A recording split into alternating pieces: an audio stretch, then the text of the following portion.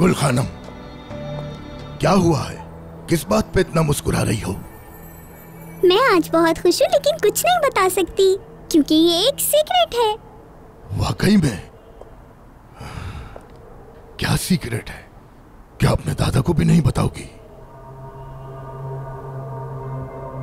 ठीक है, मैं आपको बता देती हूँ, लेकिन आप ये बात किसी को भी नहीं बताएगा, ठीक है? वादा।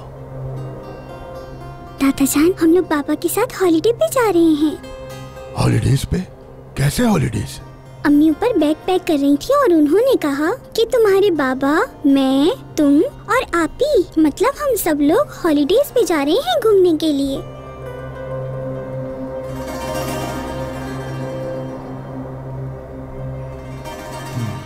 ठीक है गुल खानम, तुम किचन में जाके कुछ खा पी लो। शाबाश।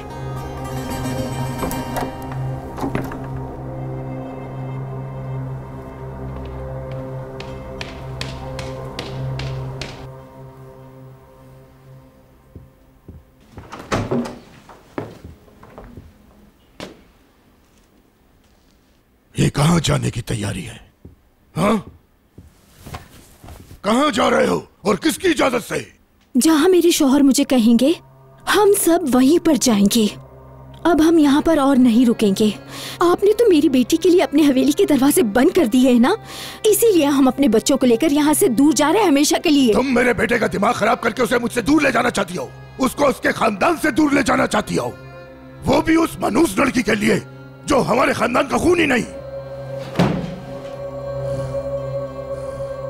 वो रहा सामने दरवाजा, दफा हो जाओ, निकल जाओ यहाँ से। लेकिन कुल को कोई नहीं ले जा सकता इस घर से, समझी? नस्सू, दरवाजा खोलो। अजीजा, नस्सू, तुम्हें कह रही हूँ, दरवाजा खोलो। दरवाजा टूट जाएगा, जरा सब्र तो करो।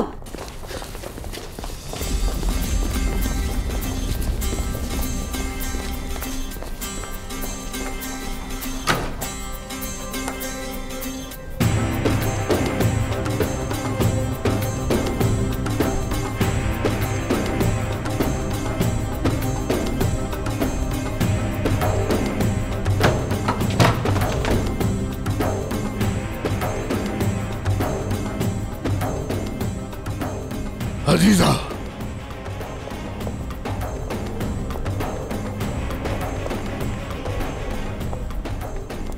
तुम में इतनी जुर्रत कहां से आ गई कि तुम शादोल हवेली में कदम रख सको?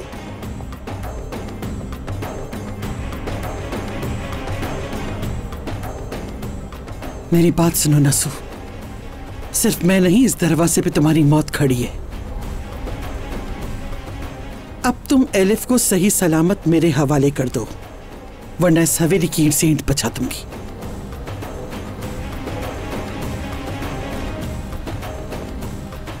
क्या बकवास कर रही हो? कौन है एलिफ?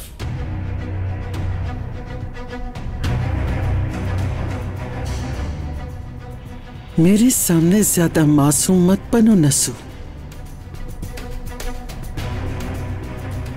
कसम है मुझे भी, अगर मुझे एलिफ को सही सलामत तुमने वापस ना किया तो तुम्हारी लाश लेकर जाऊंगी मैं यहां से, समझे तुम?